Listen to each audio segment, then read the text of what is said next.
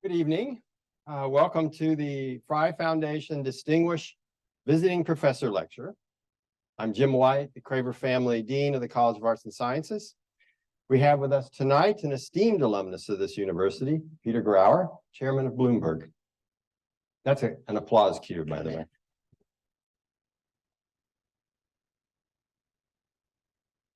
The group's a little slow.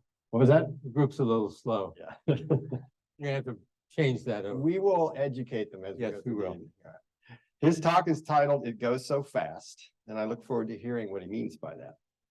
Peter and I will get started with our conversation in a few moments, and we'll leave time at the end of our discussion for Q&A from the audience. There are microphones set up on either aisle that you can see, so be ready with your questions when that time comes.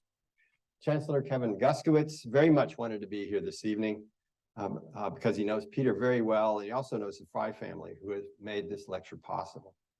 Unfortunately, he's traveling this evening on university business, so he couldn't be here physically, but we will have the Chancellor welcome you and you folks out there virtually. He has taped some greetings for us, and he will tell you more about our speaker this evening. So ladies and gentlemen, Chancellor Kevin Guskiewicz. Good evening. I'm Kevin Guskiewicz, Chancellor here at UNC-Chapel Hill. Welcome to the 2023 Frey Foundation Distinguished Visiting Professor Lecture. Tonight, we are honored to have with us an esteemed Carolina alumnus, Peter Grauer, class of 1968 and Chairman of Bloomberg. The Frey Foundation Distinguished Visiting Professor Lecture is one of the highest honors bestowed by the College of Arts and Sciences to distinguished public leaders. It brings to campus renowned speakers from a variety of fields, including government, public policy, international affairs, and the arts. 2023 marks the 29th year of our Frey Lecture Series. Past speakers have included noted architect Maya Lin, literary scholar Henry Louis Gates Jr., Nobel laureate Kip Thorne, and CNN host Fareed Zakaria, among others. I'd like to thank the Frey Foundation and David and Judy Frey for their support. David Frey sadly passed away this summer at the age of 81. And I extend my condolences to his wife Judy and the entire Frey family. Thank you to David and his family for their generosity over the years to Carolina. Several endowed professorships in the College of Arts and Sciences bear the Frey family name, and he made generous contributions to Carolina Performing Arts, the Ackland Museum, and other UNC entities. He has left an enduring legacy, and we are grateful for the generosity of the Frey family. Before David died in June, David knew that we were bringing Peter Grauer to campus to be the fall Frey lecture.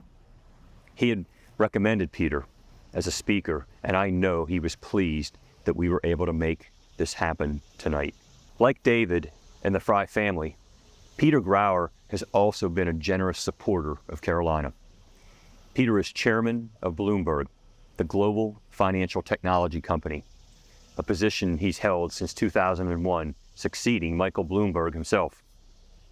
Before that, he was managing director of the investment bank, Donaldson, Lufkin, and Jenrette. He's a member of the McKinsey Advisory Council and serves on the World Economic Forum's Media, Entertainment, and Information, Financial Services, and Gender Parity Board of Governors. Peter is a devoted champion of the value of education and serves on many boards devoted to advancing it. He is chairman of the College Advising Corps, president of the Board of Trustees of the Inner City Scholarship Fund in New York City, and a member of the Partnership for Inner City Education Board of Directors. He is founding chairman of the US 30% Club, which is a global campaign led by chairs and CEOs taking action to increase gender diversity at board and executive committee levels. In addition to his degree from Carolina, Peter is a graduate of the Harvard Graduate School of Business Program for Management Development. At Carolina, Peter is a former member of the UNC-Chapel Hill Board of Trustees and has served on too many advisory boards to name them all. He has been recognized for his service to the university with both the William Richardson Davey Award and the Dean's Award for Distinguished Service to the College of Arts and Sciences, among other honors. In 2017, Peter was inducted into the North Carolina Media and Journalism Hall of Fame. Peter, I can't wait to see you on the squash courts soon. The squash courts named in your honor over in Fetzer Hall. We are honored to welcome Peter Grauer back to Chapel Hill, and I know that his conversation this evening with Dean Jim White will be insightful and inspiring. Thank you, and go Heels.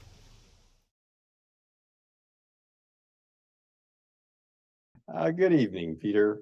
Welcome back to Chapel Hill. Thank you, Jim. You are an alumnus of this university, a Tar Heel. What led you to choose Carolina over other schools? So I was very fortunate to grow up in a middle-class family outside of Philadelphia on the main line, and lucky enough to go to private schools. I came to a kind of an epiphany at one stage when I was in 10th grade, and basically said to my mother and father, if I don't go away to school, it's not going to be a pretty picture. So I wound up going to boarding school. And one of the most important things that happened to me was I stayed back and repeated 10th grade, had a wonderful experience at the Hotchkiss School. And when it came to thinking about university, what university I wanted to go to, I wanted to go to a different geographic location in the country. I wanted to go to a school that had a strong liberal arts program. I wanted to have an opportunity to compete athletically. And so I applied to Northwestern, UVA, Carolina, and Princeton because of family responsibilities or family members who had gone to it, knowing full well that as a straight C student, I was not academically qualified, and wound up coming to Carolina. And it has been seminal in my life. The friends that I developed here, the culture of the university, the culture of the South, which I think has gone a long way to my personality and the way I network with people and build relationships. And so it was a remarkable 4 years and a tumultuous 4 years from 1964 through 1968. But it's left a lasting impression. I was fortunate enough to be invited to join the Deke House, which I did. And I said this to someone not long ago. We had our 50th reunion several years ago. We had 32 members of our pledge class. One passed away. So we had 31 that could show up. We had 27 that showed up. And it was really a remarkable statement about the friendships that we had built at the university and the importance of Chapel Hill to each and every one of us. So it's been really a very important foundation in who I am today.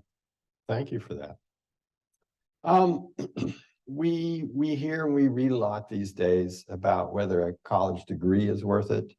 And if you get a college degree, then get a STEM degree, and God forbid you should get a humanities degree. Peter, you were an English major. Can you tell us why you chose English as a major? And how did that choice influence the direction of your career? Well, I've always loved reading, and obviously that played an awfully big and important part in it. But I also have felt very strongly that my liberal arts background as an English major enhanced my communication skills, my ability to engage other people, my ability to take a side of an argument, debate it healthily. I think it's just made me a better thinker and someone who early on realized that the ability to communicate successfully with other people and build relationships are critical to one's success, whether it be personal or professional. And that certainly has proven to be true with me. And at what points in your career did you see that communication skill coming back to be valuable for you? You know, I think it's I can define my professional life with 4 or 5 sets of relationships that really made a huge difference.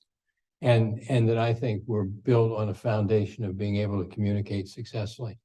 the individual who basically hired me for my first job, which was at Citibank in 1969, the individual who hired me at Donaldson Lufkin Jenrette, which was in 1980, Mike Bloomberg, the unique relationship I have with him. My father-in-law was a senior partner at Goldman Sachs and an incredibly important person in my life. But all of those relationships were built and nurtured through the ability to communicate, talk about serious issues, but also look at life with a bright outlook and willingness to participate in almost whatever came your way. Good. So many of the students in the audience tonight might be deciding what their majors are going to be right now. Any advice for them, given what we hear these days about college and humanities, et cetera? Any advice for them about the value of studying the humanities today? Well, we hire, for example, in the 12 months ending the end of June at Bloomberg, we hired over 4,000 people. And having that ability to communicate, many of them are from a technical point of view, because we have a big engineering capability of about 9,000 people in our organization. And as we all know, engineers don't communicate the same way liberal arts majors communicate. But one of the things that we look for in our process is how well does the individual, particularly if they're going to go on the business side of things, how well do they communicate? How well can they exude the level of confidence in the materials that they're supposed to have conquered so that they can deliver the message and the solution that we want to deliver to our clients? And so starting with that foundation and that ability to communicate, I think is kind of the first step along a journey. The second, from our point of view, and I think this is true almost with anyone today, computer science, understanding how to write code. I mean, our joiners, one of the first things they learn is the ability to write code themselves. So I think having that technical bent coupled with that ability to communicate successfully between people is something we look at a great deal these days. And then the other ingredients are what you would imagine them to be, and that's hard work, preparation, all the things that many of us in this room have lived with through our careers for the last, in my case, 54 years. Tell us a little bit more about yourself. Can you share with us your career path from Carolina to Bloomberg? Yeah, so one of the kind of life-altering experiences I had when I was in my senior year at Carolina, those of us in the room that old will remember, this was the kind of the height of the Vietnam War buildup, and we had to worry about military obligation. And I decided that I wanted to try and go to Naval Officer Candidate School and passed all the written tests and had to go to Atlanta for the physical medical exam. He got to the last station and it was a color blindness test. And I failed. Oh, I was 22 years old. I had no idea I was colorblind. you didn't know? And the individual who was administering the test said, just relax. You can take it as many times as you want, but you got to pass it. And this is basically with the circles of color within other colors, and where anyone who's not colorblind can pick out the number right away. I couldn't find it to save my soul.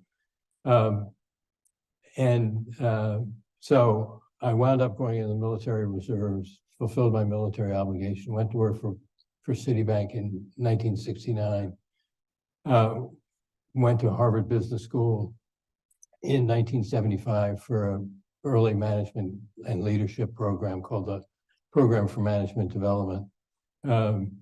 Stayed at Citi, spent 3.5, almost 4 years in London running a business for them.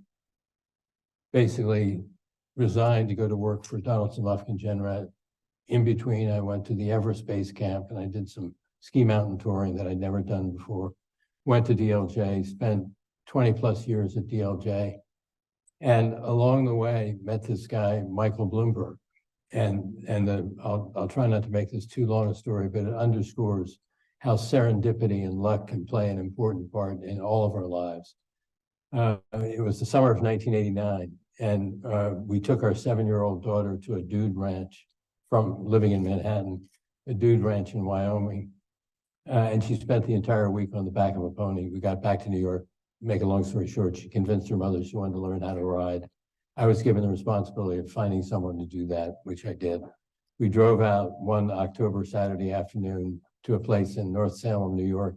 And as we drove in the driveway, there were 2 young girls on ponies, and it turned out to be Emma and Georgina Bloomberg.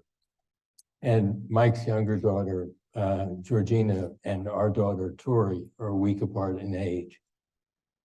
And just to put it in perspective, Bloomberg started the company in 1982. By 1989, it had about 700 employees and about $300 million in revenues. To make a long story short, the girls became very good friends, competed, trained together, did all the things you would expect. And this guy Bloomberg would show up, and he would bring the coffee and I would bring the newspapers, or he would get the sandwiches and I would get the soft drinks. We became better and better friends. And in the fall of 1996, we were at a horse show in Harrisburg, Pennsylvania, and he turned to me on the way out to get a sandwich for lunch. He said, "I want you to go on my board." And by this time, the company was about $1 billion in revenues and had 3,000 or 4,000 employees. And I said, "Who's on your board?" He said, "Me and my lawyer." I said, "What does your board do?" And he said, "Nothing." And I said, "I'm really flattered, but why do you want me to go on your board?"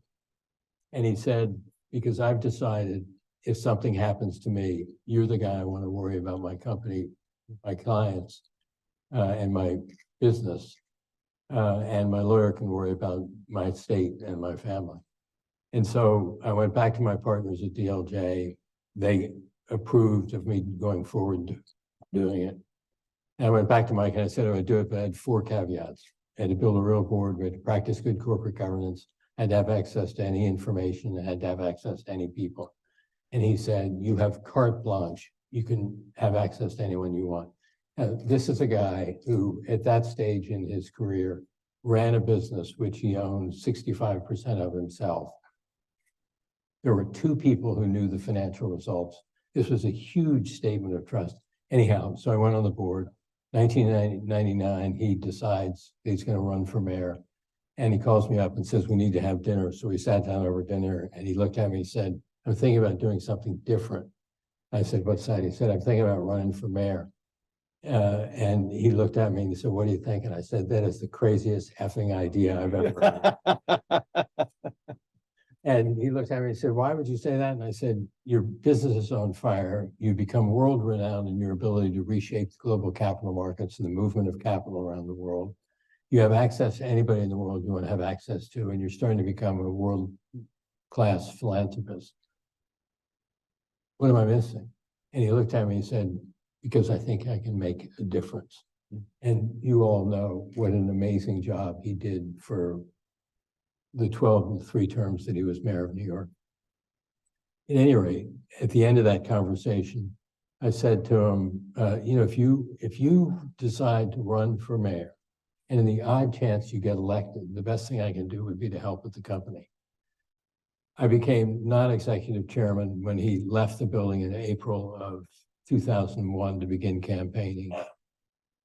We just went through, as you all know, because you all know where you were on September 11th, yesterday, the 22nd anniversary.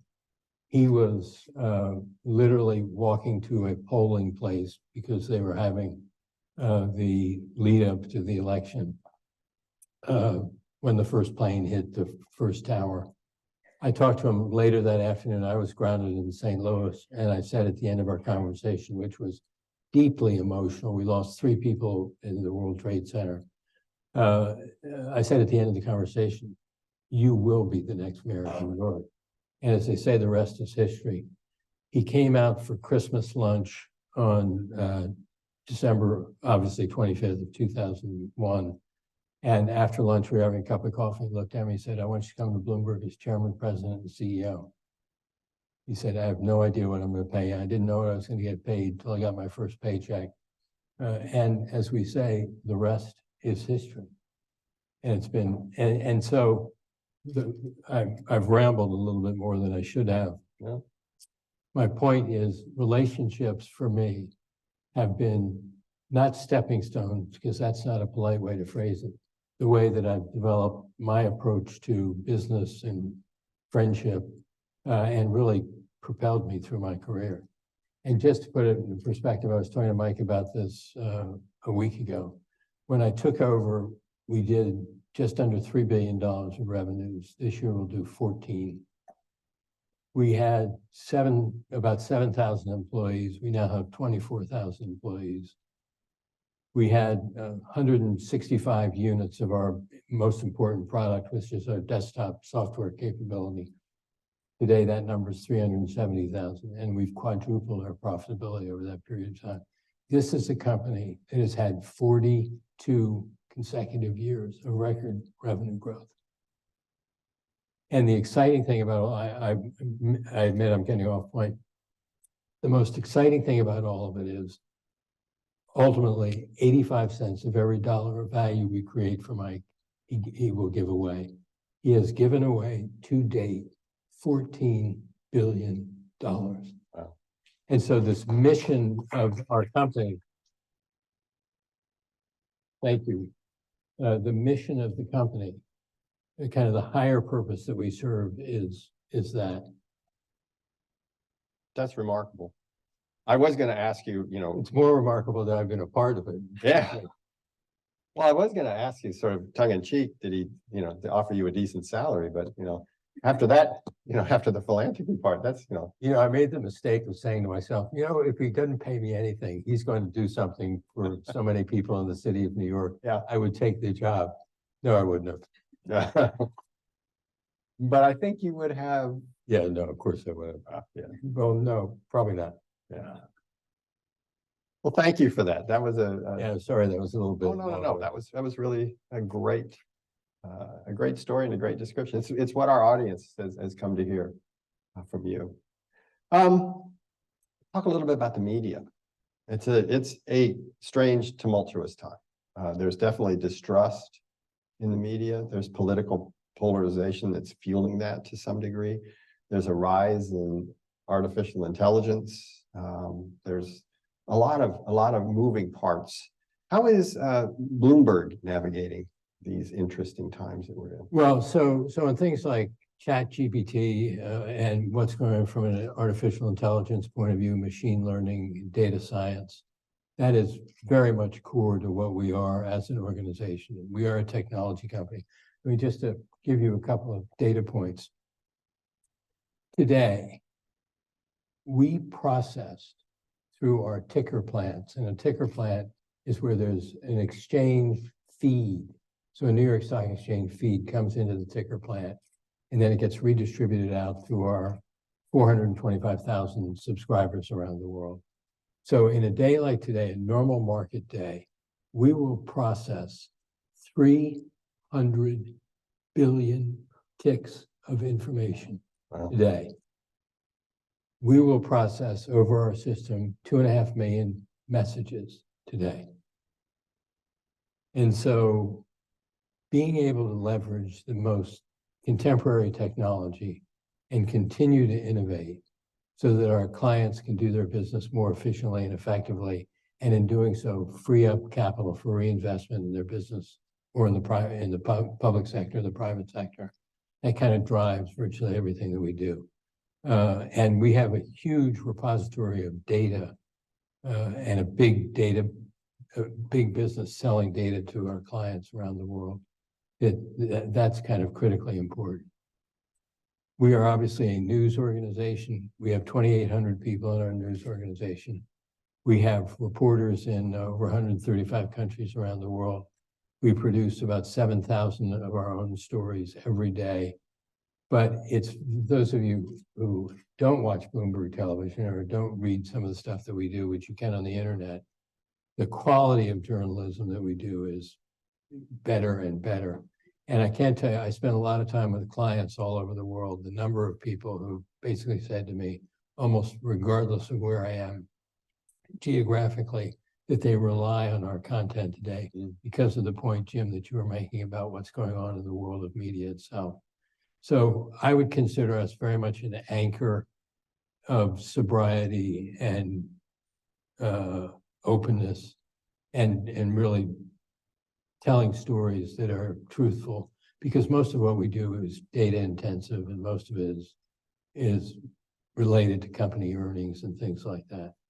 Well, we definitely need truthful Yeah. and sober sources of news these days. Where do you see, I mean, I've been amazed at how well machines can generate out of nothing someone's voice and someone's appearance and appear to fake things. Do you have folks who are looking into this and how to ensure that what folks see as content is real content and not something that's generated? We do have a big team of people looking at it on a day-to-day basis. I mean, so much of our integrity and our reputation is tied up in the information that we provide to our clients on a daily basis all over the world.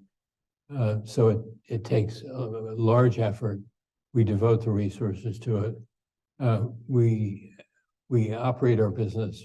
The primary governance capability is our management committee. And we had a session today with members of our media team to basically talk about data visualization and the importance of data visualization in the context of the stories that we write and things like that. So we're constantly trying to figure out how can we better represent data and information to the users of our product. Because quite honestly, the global financial system, if we went down for any period of time, would stop. So we've got to stay ahead from an innovation point of view. And that's one of the ways that we do it. Do you see that? You mentioned the global information system going down. Do you see that as a threat? No. Okay. I mean, we spend a huge amount of time, effort, and money on cybersecurity and have a remarkable record for protecting the integrity of our data and information. And it's something we worry about all the time. You know, one of the things that is made that Mike has really driven from a leadership and ownership point of view is the reason, I think one of the reasons we are as successful as we are is because Mike has created an atmosphere of constructive paranoia that we operate in. And so we're always kind of looking over our shoulder and trying to figure out who's going to kill us. And if you go back and map the history of the company from 1982, when the partnership was formed and they started in business, there are a myriad of competitors along the way that we basically went toe to toe with. They're just gone. Mm-hmm. And part of it is, I think, Mike's leadership. And part of it's because we've just developed a competitive advantage in the marketplace. I would say also, just from my opinion, part of it is Bloomberg always seems to has stuck to the honesty factor. Yeah. That seems to me to be a key, and trustworthiness, I think, is also a key word in that. So in the end of July, my wife Lori and I took our family, my daughter sitting right here, to Florence, Rome, and Amalfi. And I was checking out of the hotel in Amalfi and had checked out, was waiting for Lori to join me. And the concierge came over to me and said, "Can I bother you for a second?" I said, "Of course." He said, "I just want you to know something." I said, "What's that?" He said, "I watch Bloomberg television every day. Would it be okay if I took a picture with you?" I said to myself, "That's pretty cool." That is pretty cool. Yeah. Yeah. Did you enjoy Italy, by the way? Yeah, we had a great time. Good. Didn't we? Tell us what you're most proud of during your time at Bloomberg, or what's your top two, or whatever you want. Yeah.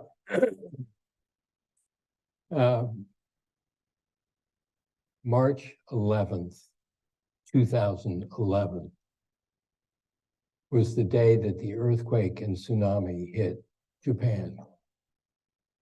We had, at the time, 600 employees in Tokyo, and with dependents, about another 700 or 800 people. So we had about 1,400 people. I was on an airplane coming back from the Middle East, and got a message from my colleagues in New York that this had happened. And we had a couple of conference calls to talk about the fact that we had no specific playbook to operate from here. And we talked about solutions. We talked about making sure we're identifying where all our people were and so forth. I made the decision when I got back to Connecticut, got off the plane, was on our Bloomberg plane, that I was going to get a fresh change of clothes. I was going to get back on the plane, and I was going to fly to Tokyo, which I did. I landed in Narita, main Tokyo airport, not a soul in the airport building. Got in the car, drove into the town. There were no cars on the road. Tremors occurring all the time. Spent the next 3 days literally going from desk to desk to all of our colleagues individually, and then had fireside chats and met with some clients and so forth. And I said to our people, we're going to get through this. We're going to protect you. We're going to protect your family. At the time, Tokyo was our third most important market in the world. Finished the 3 days, got back on the plane and went home. And today, that was 2011, so that was 12 years ago. If I walked into our office in Tokyo, half a dozen people would come up to me and say, that's the most significant thing that anyone's ever done for them. And it was one of these things, nobody told me to do it. I just instinctively knew that I had to wave the flag and I had to do it in person. And so when I reflect on my extraordinary career at Bloomberg, it is really kind of the key highlight. That's remarkable. And I think it reinforces the humanities part of you. Yes. Yeah. Human part. Yeah. Very much so. Yeah. So let's look into the future. When you look out over the horizon of the next, say, 5 years, maybe 10 years, what excites you the most? Where do you see the I'd say retirement, but but I hope I won't have to do that. I think being part of, my family, first and foremost, and we've had, by the way, a wonderful day. I'm here with my daughter and my grandson, who is 18 years old and is obviously going through the college process, and to see that and kind of see the excitement from his perspective on being in a place like Carolina and getting the insight from the people, yourself included, Jim, who we were able to see with Logan, really is fantastic. So family, number one. Number two, from a professional point of view, I hope I can continue to do what I'm doing for another 5 years. Again, because we operate to this higher purpose. And I've said kiddingly to our colleagues when I was the CEO all the time, our goal is to make Mike the wealthiest man in the world, because his goal is to bounce the check to the undertaker and give all his money away. And so that motivation of getting out of bed every morning and knowing that we are really having a dramatic impact on so many people's lives. I mean, the most recent thing, which got circulated the day after on Morocco and what happened with the earthquakes in Morocco. I mean, we are there mobilizing food and water and all the things that you need to be able to get to a place like that.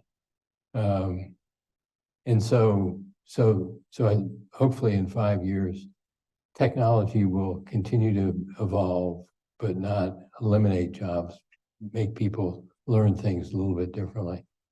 And my guess is Mike, who's 81, his mother died at 102, will still be leading the charge. Yeah. That's a wonderful quote, that he's going to bounce the check to the undertaker. I think that's but it's also an excellent testimony to Mike and to Bloomberg, that the philosophy is, we'll make a lot of money, but we are going to give it back. Yeah. To the world. There isn't another organization in the world like it. That's amazing. Can you share with us the 3 pillars of your leadership philosophy? I started a program at Bloomberg 12 years ago to basically mentor for a year, 12 people at a time, 6 men, 6 women, people of color, people of different sexual orientation, people of different geographies, all high potential, high performers, in many cases at inflection points in their career, and they tend to be tenured employees, so well-rated people who we have lots of confidence in their ability to develop and grow into the future. And as I developed the program, it's 1 year, we have 4 one-hour sessions. My mentees have total access whenever they want. It is basically a statement by us that they are important and we're investing in their future. And the first thing that I ask them to do in our second meeting is to do a no holds barred self-assessment. And they have to pass it by their significant other to make sure that it passes the bullshit test. So we talk about that. We talk about where they want to be in 3 to 5 years. And we talk about their personal philosophy of leadership. And my view of the world is if you're going to lead others, you should have clear map as to how you're going to do that. And that becomes your personal philosophy of leadership. And with me, the kind of 3 pillars, and it's really interesting to hear people talk about how they think about leadership in this context. But for me, the first is intimacy, which is really about relationships. It's about emotional intelligence. It's about authenticity. It's about understanding the consequences of power in the positions that they have. The second pillar is leadership is about reflection. None of us have nearly as much time as we should to step back, figure out where do we want to go on a longer term basis. And that's critically important. The example I use on the reflection side of things is when Bill Gates was running Microsoft, he used to every 3 or 4 months take a tote bag full of newspapers and periodicals, go up to a cabin in the woods in Washington State, had a caretaker bring him 3 meals a day, and he'd spend 3 or 4 days on his own, thinking and reflecting and presumably coming back with great pronouncements for Microsoft or for his foundation. The other thing that goes with reflection is a recognition, which we all know, that time is the most valuable resource we have, and how you manage that time is incredibly important. And then the third pillar of my philosophy is I'm a very big believer that good leaders are humble in how they conduct themselves. They stand in the back row, they don't stand in the front row. And it's really interesting. I think Mike has a slightly different view. Walter Isaacson, as you know, is about to publish his book on Elon Musk.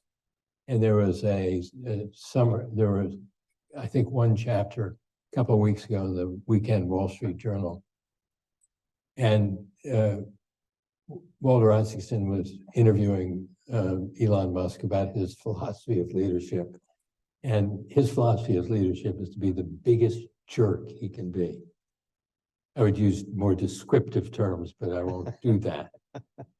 And I don't happen to believe in that. I'm a believer that humility is a critically important part of leadership, because we don't do anything on our own. We need the help of other people. We need to be able to motivate them, get them to do things that they ordinarily wouldn't ask of themselves. But so at any rate, to your question, those are the 3 pillars. Thank you. I was tempted to ask whether or not you thought Elon Musk was succeeding in this. But I'm not gonna put you on the spot to ask that question. My sense is literally we're all going to want to read about this guy. He is, he suffered terrible abuse by his father. He was bullied as a youngster. In Isaacson's book, when he sometimes, this was actually an investment banking friend of mine who's done some work with Elon Musk before. And he said that he is the most deliberate listener he's ever seen. And he goes off and does exactly what he thinks is the right thing to do, doesn't take advice from other people. But he really is on the outer edge of everything that we think about. Interesting. a little bit more about you. You're the founding chairman of the 30% Club. Can you tell the audience what that is and what that means to you? Yeah, so the 30% Club was formed by a woman in London whose name temporarily escapes me and will come to me, I'm sure, before we finish. Helena Morrissey, who ran something called Newton Asset Management. And she partnered with one of the FTSE 100 chairmen with the idea that board representation of public companies should have at least a third female. This was well before some of the issues around race that we've all been through over the last couple of years was prominent. And she basically literally got to a stage with the FTSE 100 where there was one company that didn't meet that criteria and wasn't in the process of building more board diversity. And the driving force behind that is when you look at the data, the more diverse inputs that you have from a decision-making point of view, the better the outcomes and the better performance. And so Helena, I called on, she's a Bloomberg client, and I spend a lot of time with our clients around the world. And I called on her a lot of times a number of times to try and sell her more of our products. And she came to New York before Christmas, I can't remember, 2015 or 2016, and came in to see me and broached this idea that she would like me to consider helping her start a chapter for the 30% Club in the United States. And I must have changed expressions or done something because she went right for the jugular and she said, I want you to chair it. And I was totally vulnerable. I said, of course I'm going to chair it. Because I had one of my team in the room who I said, aren't we going to chair it? To Kirsten, because in the end, she wound up doing all the work. But the objective was more diversity on public company boards. And so the 30% Club in the United States was about 100 companies, about 65% of them publicly listed, the rest mostly professional services companies.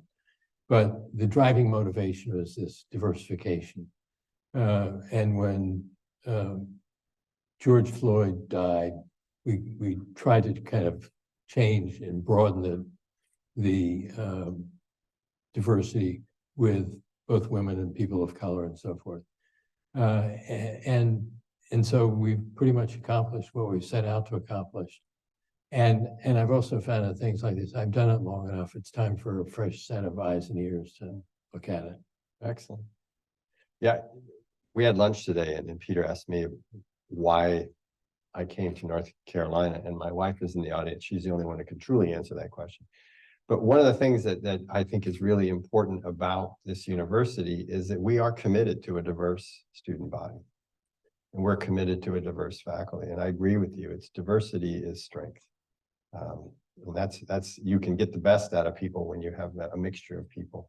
Yeah, so we my philosophy goes a couple of steps. We're in a war for talent every day all over the world. As I mentioned before, we'll hire this year over 4,000 people. 40% of our workforce has been with us for less than 3 years. To basically attract the best and the brightest, you've got to kind of get them from all over, different backgrounds and other different attributes. And for us, it's a business imperative. It's not just the right thing or the nice thing to do. And it just makes for a better environment.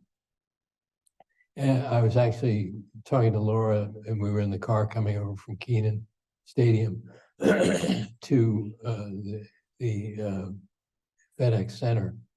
And I said, just look at the richness of these students. I mean, they're white, they're black, they're men, they're women, they have other attributes. I mean, it is powerful. Yeah. And you really see it kind of at the ground level and the importance of what the university community has created. So they feel as though they can be their complete selves as they go about their education. I think it also prepares our students to go out into a diverse world and to work in that world. I need to look at my watch. Oh, I need to wrap this up and make time for questions. But I have one last question for you. We have a bunch of students in the room who are making, perhaps right now, their favorite memory of their time at Carolina. Can we wrap it up by asking you to share your favorite memory of Carolina with us? So, And hopefully it's one that you can tell us. Yes. yeah. So I was actually thinking that my mother, who died about 11 years ago, was the most important person in my life by far. Saved every postcard, letter that I ever sent her.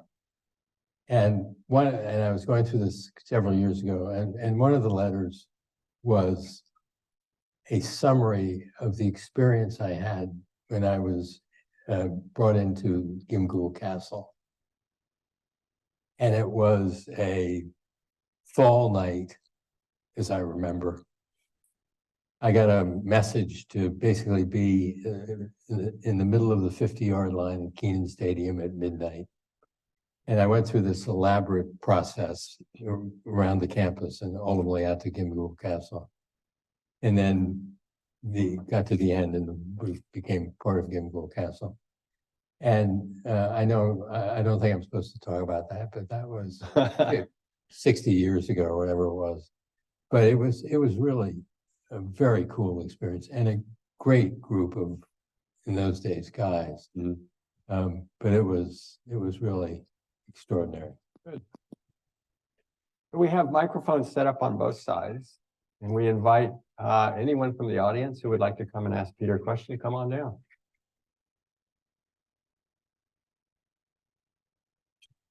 And just so I would encourage, if you want to ask a question, just walk on over to the microphone and you can get in line. Go ahead, sir. Good evening, Chairman Grauer. Thank you for being here tonight. My name is Isaac Marks. I'm a sophomore studying economics and public policy.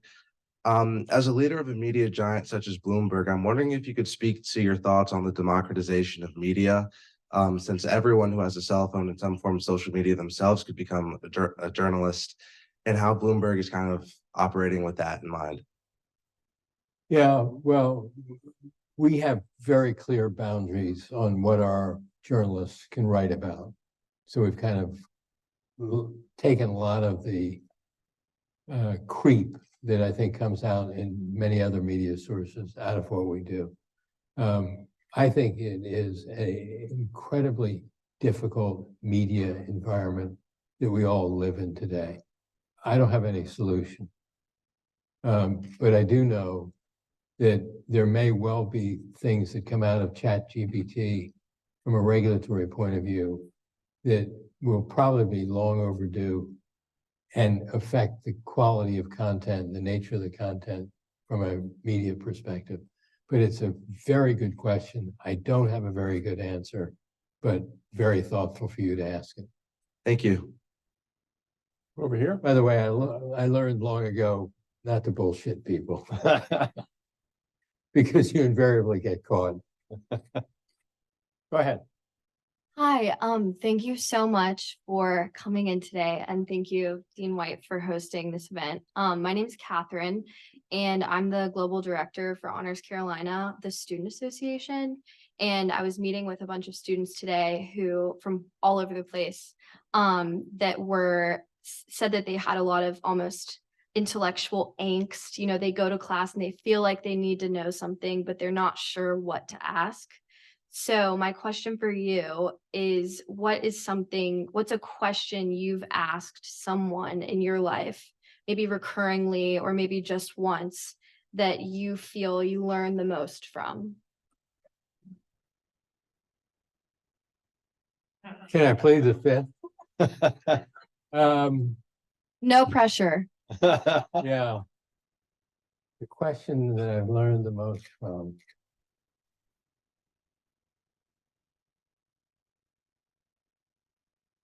I don't know the answer. Great question. Maybe that's the point. Maybe. Well done. Okay, over here. Hello, thank you for coming out tonight. It was really awesome to hear from you. My name's Siri. I am a sophomore studying business and economics. You mentioned that one of your greatest contributions to your success was your success in building effective and personal relationships. And you attributed also a little bit of that to luck and serendipity. And as a student who is on the journey to develop those personal relationships, what advice would you give to increase opportunities of luck and to increase successful relationships? Yeah, so I think a couple of things. One is make the best choice that you can make on what you do when you get out of college. Go to work for a larger organization where networking becomes a critically important part of understanding how the organization works, number one, and number two, how to get things done.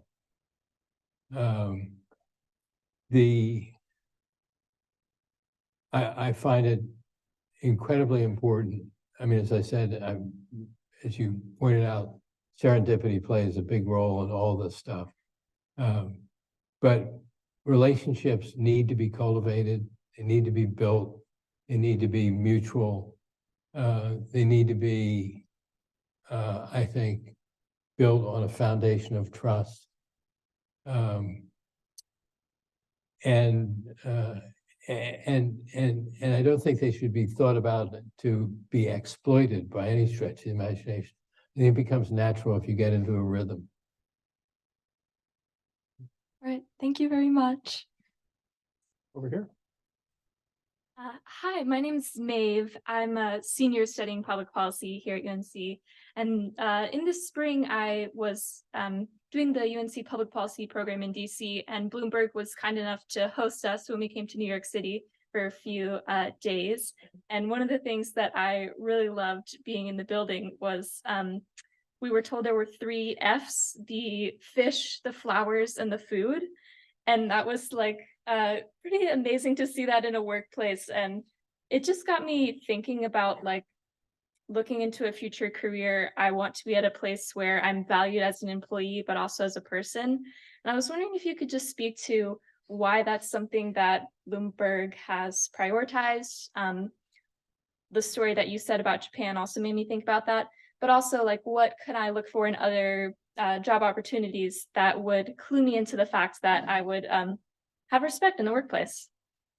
Yeah, so there are a lot of firsts that Mike has done. For example, the first messaging system really was developed by Bloomberg early on in the development of the firm. Open plan seating. And Mike grew up on a trading floor at Salomon Brothers, ran the equity business for Salomon for a number of years, brought that kind of open mentality and collaborative mentality to Bloomberg when he started in 1982, and we've kind of built from it ever since.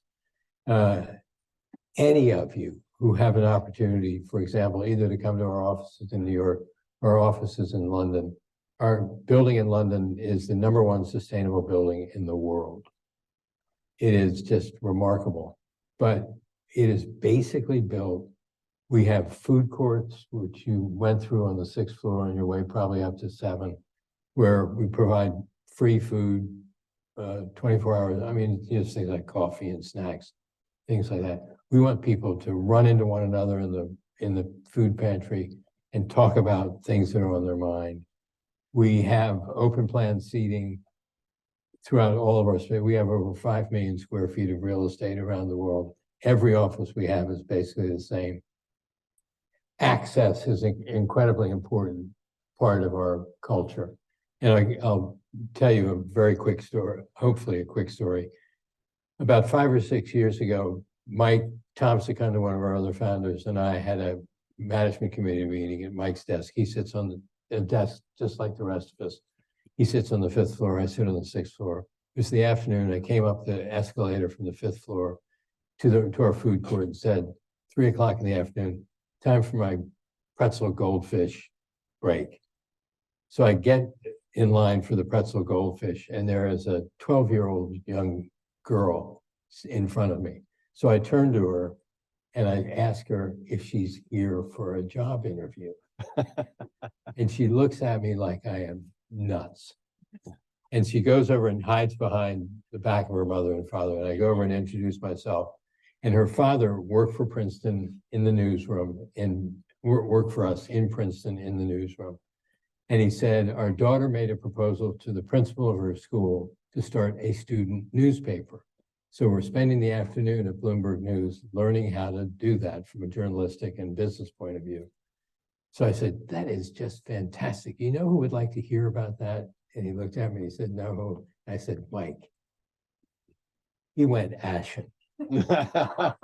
And he looked at me, he said, you know, I don't know where Mike sits.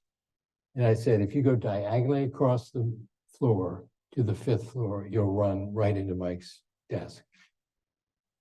2 hours later, I get a message from him with 2 photographs. One, his 12-year-old daughter with a press pass, a press flip notebook, taking copious notes as Michael Bloomberg pontificates about something. And then the second picture of the 2 of them standing up, shaking hands after the interview was over. Wow. Fantastic. About 2 years ago, I ran into the father again in the food court. I said, how's your daughter? She's now a sophomore in college.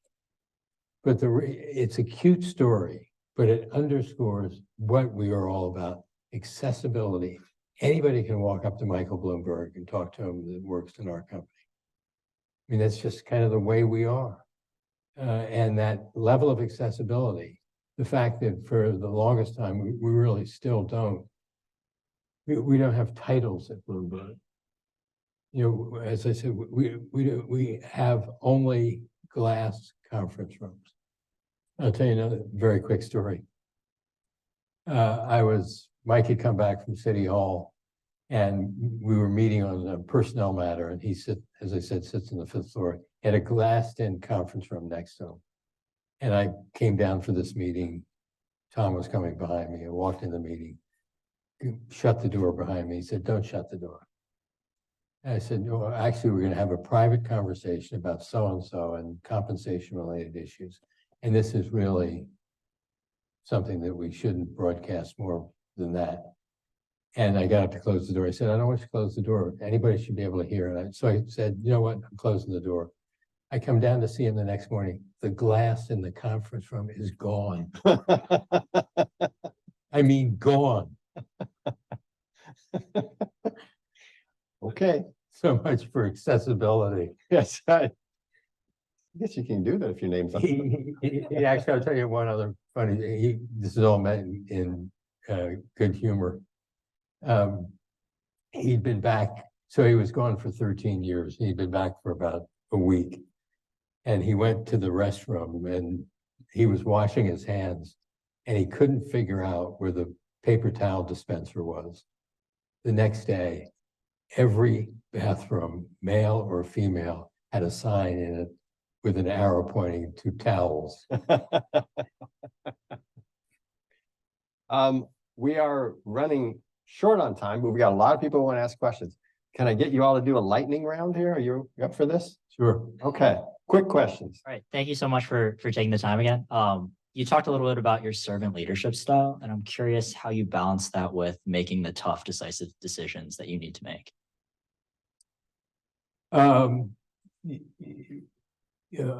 I unfortunately if I have to make a big decision, which I had to do a lot of when I was CEO, when Mike was at City Hall. My nature is to deliberate. That maybe sound like procrastination. There's a little bit of that there, but I try and figure out how can this is really doesn't say all that many good things about me.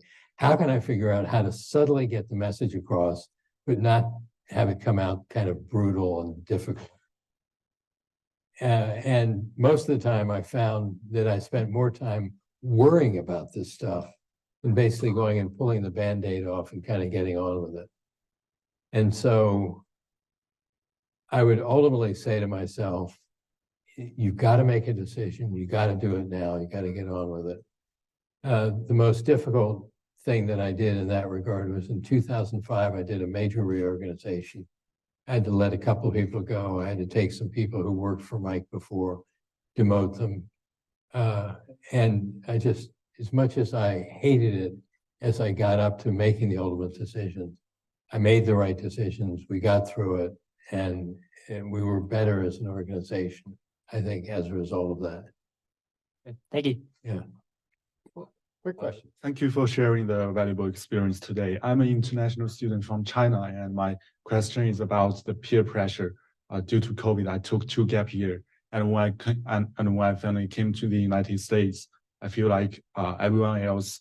I feel like I'm kind of left behind because everyone else go to a good graduate school or get a good offer from a high salary job. How should I deal with the peer pressure?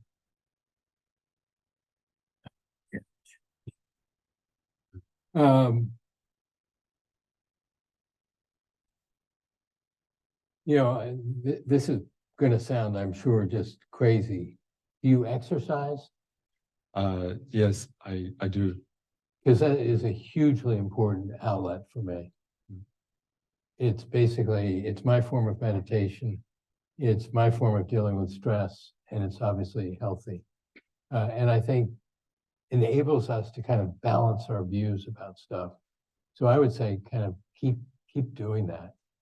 The other thing that I would say is, and I'm sure this is true with a number of my contemporaries in the room, is that when I came to Bloomberg, I built a network of 5 or 6 CEOs who became friends outside of Bloomberg, who I could go to and talk about things that I wouldn't want to talk about people who I worked with. Because the position I was in, I'm supposed to be the smartest guy in the room, which I've never been the smartest guy in the room and never will be. But I also wanted a group of people who I could get advice from, because perhaps they've been through the same situation and this is how they dealt with it. So I think, again, in addition to the exercise and kind of managing stress through that way, but having relationships with people who you can trust to give you the kind of insight and advice you want, I think is really important. Thank you. Yeah. Quick question, sir. Hi, my name is Tolu, and I'm a sophomore here studying advertising, public relations, and sociology. And earlier you were talking about how you believe that diversity is strength, and that it's not only a good thing and like the moral thing to do when it comes to trying to whether it comes to equitable hiring practices or things like that, but it's also like the smart thing to do and the logically sound thing to do. And as someone that's still new to the world of like media and marketing and branding and stuff like that, but has always had like an interest in those things, is there any advice that you would give to underrepresented minority students such as myself when it comes to breaking into that world and into the professional world and also like trying to learn more about it? Yeah, I mean, my experience, we have affinity groups. So we have a Black community, we have Black engineers, Hispanic, Latinx engineers, we have women, and the importance. So of the 24,000 people that we have, I'm going to guess probably 10,000 people are members of different communities. I think we have 8 or 10 of them. They are really important to build networks and build camaraderie and exchange experiences with one another so that you can help one another get through what may be difficult situations. So as I do frequently, I kind of rely on those kind of relationships to help me deal with what may seem like intractable issues, but are less so because our colleagues have gone through similar experiences and can share the benefit of their wisdom as a result of those experiences. Thank you so much. We have 5 people who would like to ask questions. Are you up for 5 more? Yes. Okay. Go for it. Thank you, Peter. My name is Roger Smith. I'm the founder and CEO of a real estate technology company with slightly less than 24,000 employees, significantly less. That being said, though, as you know, CEOs and founders are tasked with, making decisions every single day. You mentioned a couple, some good decisions you made. I'm curious about some bad decisions you made, or that Bloomberg made, and how you recovered from them and what those decisions were. Yeah, so, I mean, the good news is we made more good decisions than we have bad decisions. Otherwise, we wouldn't be in business. So we're on the positive side of the ledger. But the two, I think, most significant decisions that I made, that if I had the opportunity, I would have done them over again, were hiring. One was hiring, and one was a colleague that was there when I came to Bloomberg.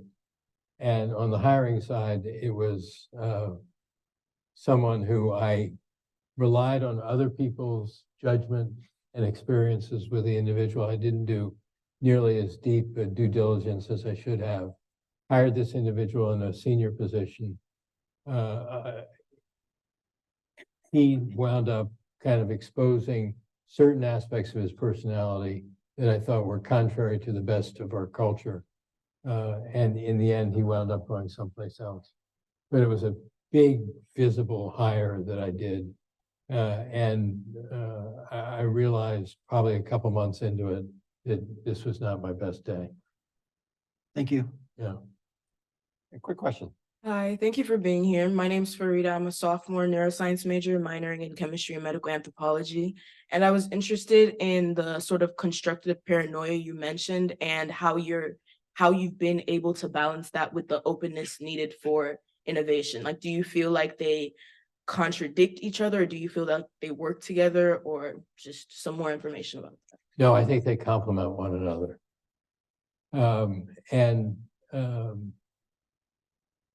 This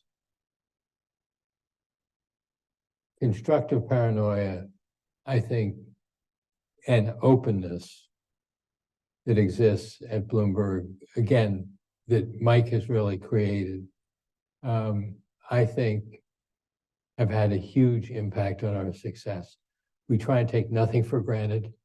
We try and make sure that we don't become complacent. I mean, one of the problems is we are 24,000 people. We don't move as quickly as we used to move. We still have, from a basic philosophy point of view, the concept of beg forgiveness, don't ask permission.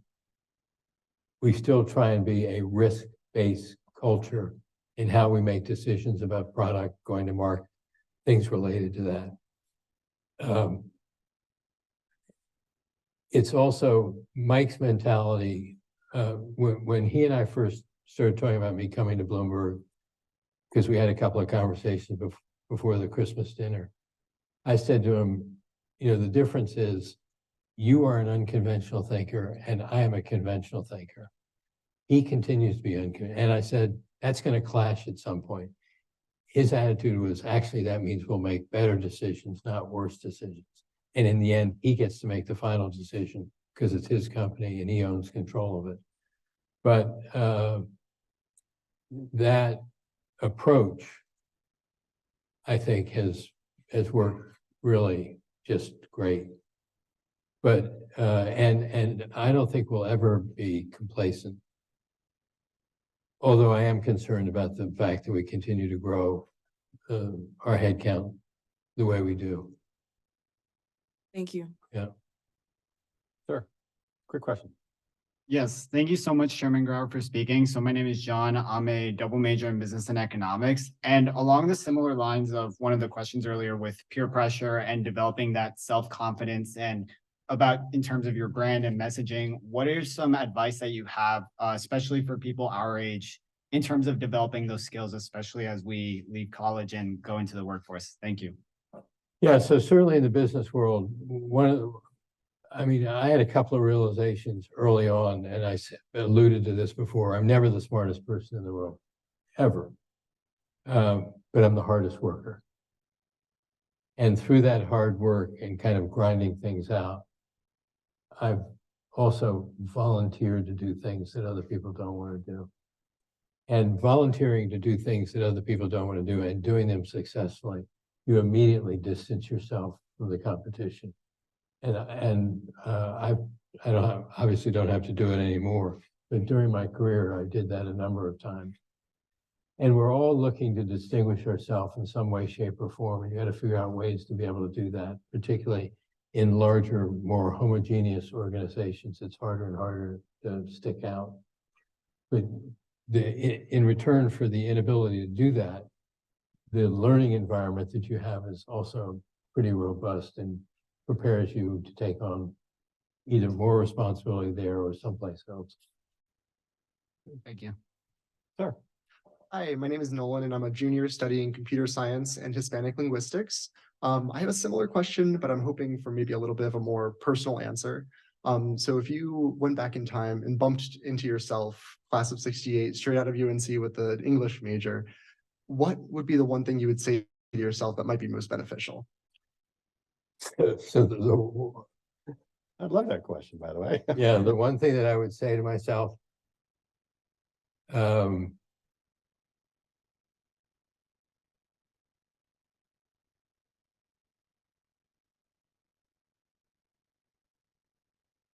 I'm stammering because I think it's a really terrific question. The one thing I would have said to myself is go to work for a place like Citibank so you can learn and work hard, and hopefully you'll be successful. Thank you. All right, last Terrible answer. Well, I can't really follow a fantastic question like that, but my name is Sasha. Nor a great answer. Oh, my name is Sasha. I'm a junior studying business and journalism. And my question relates to an article from Wharton, where you talked about how good leaders should be able to adopt different personas based on reading a different situation. What's something that's at the core of those personas for you that you feel like you take with you through each situation? I'm interested in pursuing C-suite level management in the startup world. So learning how to work with people in different situations is kind of what I was wondering. Yeah, so I think the most important thing in a situation like that is to understand what is expected of you in the job that you're going to do. And I think what's critical in that regard is the relationship you have with your boss. You know, we have a structure at Bloomberg where we go from individual contributors to team leaders to managers to senior managers. And the critical thing when I talk to our new team leaders or our young managers is making sure that you are communicating openly and frequently with your teammates so they understand what's expected, they understand when to come to you to talk about things, and they understand what the consequences are going to be if we don't communicate as well as we should. And I think that's really, really important. Thank you. Yeah. So Thank you.